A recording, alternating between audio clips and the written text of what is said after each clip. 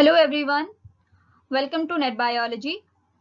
In this video, we will discuss about what is the difference between end osmosis and exosmosis. ये दोनों ही osmosis के types हैं. Osmosis के बारे में हम discuss कर चुके हैं. Osmosis क्या हुआ, diffusion क्या हुआ. आपको अगर समझ में आ गया होगा वो टॉपिक, तो आप एंड ऑस्मोसिस और एक्सोस्मोसिस को समझ सकते हैं.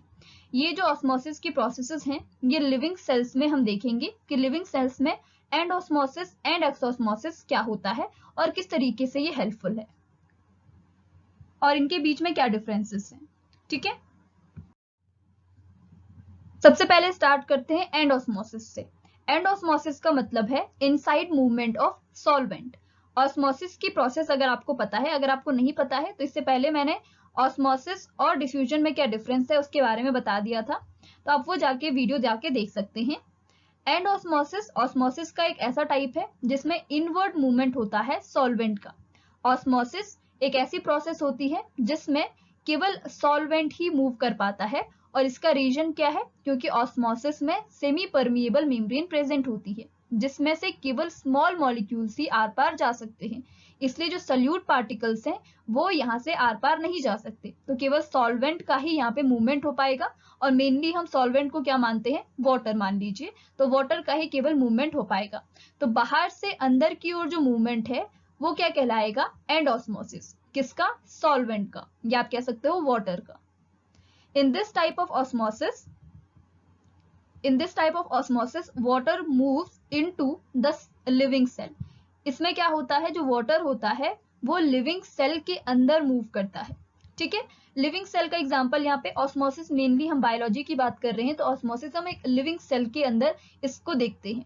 ऑस्मोसिस क्यों हो पाता है यहाँ पे, क्योंकि जो लिविंग सेल होती है इसकी जो प्लाज्मा मेम्ब्रेन है वो क्या है, सेमी परमिएबल है. और ऑस्मोसिस की प्रोसेस केवल एक सेमी परमिएबल मेम्ब्रेन की प्रेजेंस में ही कंप्लीट हो पाती है. डिफ्यूजन के लिए कोई मेम्ब्रेन की जरूरत नहीं पड़ती, लेकिन ऑस्मोसिस के लिए मेम्ब्रेन की जरूरत पड़ती है. इसलिए जो सेल है हमारे पास, वो सेल का जो प्लाज्मा मेम्ब्रेन है वो एक सेमी परमिएबल मेम्ब्रेन की तरह काम करता है, जिसकी वजह से ऑस्मोसिस एक लिविंग सेल में हो पाता है.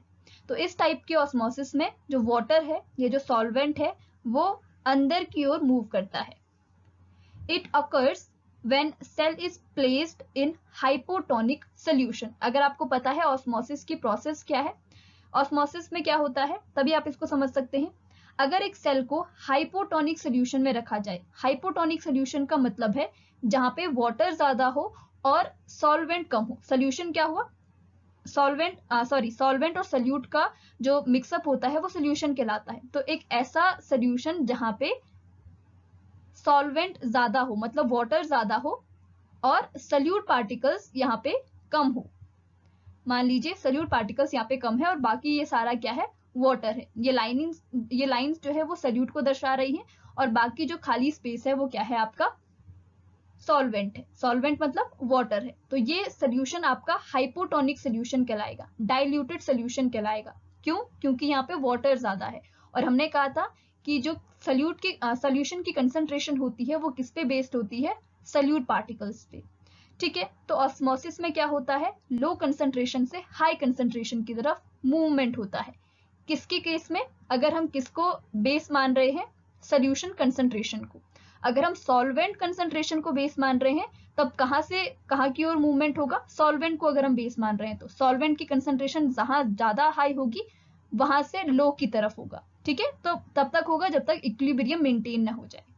ठीक है, तो अगर ये हाइपोटोनिक सोल्यूशन है और हमने इसमें एक सेल डाल दी है जिसके अंदर का जो सोल्यूशन है वो बाहर के मुकाबले ज्यादा कंसंट्रेटेड है, तो कहां की ओर मूवमेंट होगा, लो कंसंट्रेशन से हाई कंसंट्रेशन की तरफ. अगर हम सोल्यूशन को बेस मान रहे हैं तो सोल्यूशन का कंसंट्रेशन कहां पे लो है, बाहर साइड को, क्योंकि यहाँ पे सोल्यूशन में सल्यूट पार्टिकल्स कम है, इसका मतलब सोल्यूशन का कंसंट्रेशन कम है. और सेल के अंदर सल्यूट पार्टिकल्स ज्यादा है, इसका मतलब है सेल के अंदर, यहाँ पे जो हमने सेल रखी उसके अंदर सल्यूट पार्टिकल्स बहुत ज्यादा है. सल्यूट पार्टिकल्स ज्यादा होने की वजह से इस सेल के अंदर की ओर मूवमेंट होगा, लो कंसंट्रेशन से हाई कंसंट्रेशन की तरफ. सोल्यूशन की लो कंसंट्रेशन से सोल्यूशन की हाई कंसंट्रेशन की तरफ मूवमेंट. सोल्यूशन की कंसंट्रेशन यहाँ ज्यादा हाई है और यहाँ कम है, तो यहाँ से अंदर की ओर जो मूवमेंट होगा वो क्या कहलाएगा, आपका एंड ऑस्मोसिस. क्योंकि अंदर की तरफ मूवमेंट है, इनसाइड मूवमेंट ऑफ सॉल्वेंट। यहाँ से कौन अंदर की तरफ जाएगा? केवल वाटर, सल्यूट नहीं जा सकते क्योंकि cell membrane semi permeable membrane है।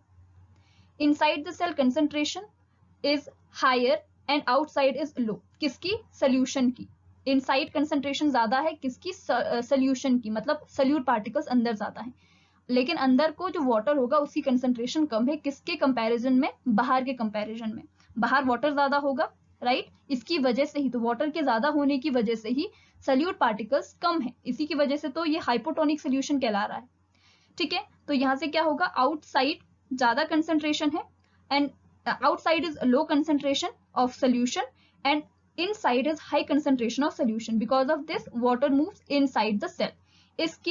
इस केस की वजह से एंड ऑस्मोसिस की वजह से सेल जो होती है वो स्वेल हो जाती है, ये फूल जाएगी क्योंकि अंदर की ओर वाटर जा रहा है। आपने काफी सारी हमने डेली के रूटीन में भी ये चीज देखी होगी, जैसे अगर हम किशमिश को वाटर में डाल देते हैं तो सुबह तक वो फूला हुआ हमको दिखता है। तो ये किसकी वजह से हो पाता है? ऑस्मोसिस की वजह से। एक और एग्जांपल है लिविंग सेल में, इसकी वजह से ये हेल्पफुल हो जाता है movement of water from soil into the roots. जो रूट्स होती है वो ऑस्मोसिस की वजह से ही, ये जो इनवर्ड मूवमेंट हो जाता है उसकी वजह से ही जो वाटर होता है वो सेल के अंदर जा पाता है, मतलब रूट सेल्स के अंदर पहुंच पाता है। इसी से वाटर एब्जॉर्प्शन का जो काम है रूट का वो किया जाता है बाय द एंड ऑस्मोसिस। ठीक है, तो यहाँ पे इसका सिग्निफिकेंस है रूट के एब्जॉर्प्शन में।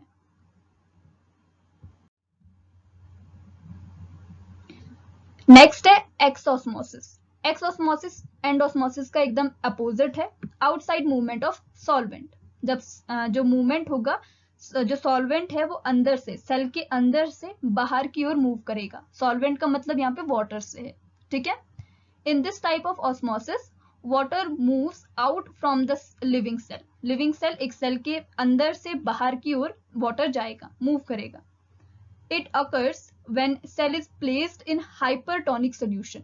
अब उसका सेम अपोजिट हाइपरटोनिक सोल्यूशन, एक सोल्यूशन जहां पे जो सल्यूट पार्टिकल्स हैं वो बहुत ज्यादा है, सल्यूट यहाँ पे बहुत ज्यादा है, और जो सॉल्वेंट पार्टिकल्स हैं, जो सॉल्वेंट है वो बहुत कम है, यानी कि वाटर की प्रेजेंस यहाँ पे बहुत कम है।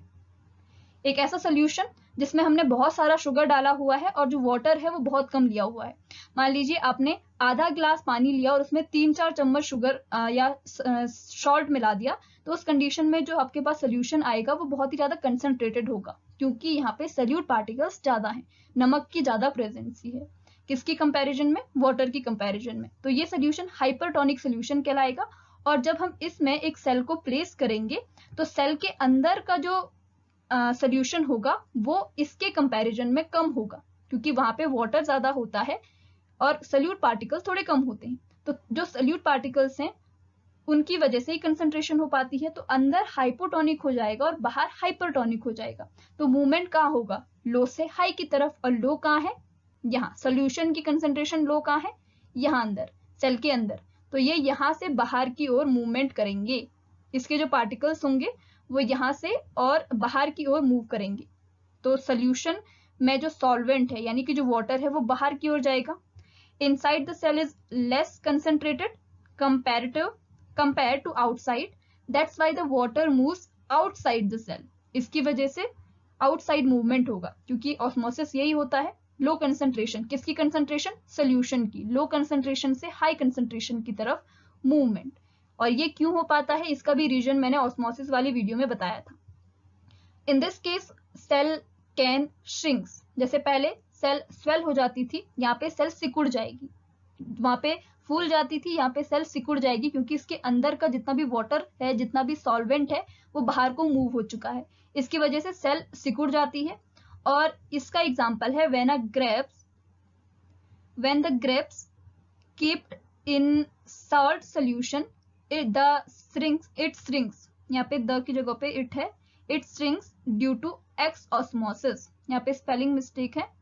एक्सऑस्मोसिस की वजह से जो ग्रेप्स होते हैं, अगर हम ग्रेप्स को किसी ऐसे सोल्यूशन के अंदर डालें, जैसे सॉल्ट सोल्यूशन है हाई कंसंट्रेशन वाला, यहाँ पे जो सॉल्ट है या जो सल्यूट है वो उसकी कंसंट्रेशन ज्यादा है, तो उस कंडीशन में क्या होगा? उसके अंदर का जितना भी वाटर है वो बाहर को मूव करेगा और उसकी वजह से वो क्या हो जाएंगे, श्रिंक हो जाएंगे, सिकुड़ जाएंगे। तो ये जो एग्जाम्पल है वो किसका है, एक्सऑस्मोसिस का। तो ये था डिफरेंस बिटवीन एक्सऑस्मोसिस एंड एंडऑस्मोसिस। ऑस्मोसिस के बारे में भी हमने इससे पहले डिस्कस कर लिया था। नेक्स्ट वीडियो में कुछ और टॉपिक्स के साथ डिस्कस करेंगे। Thank you so much.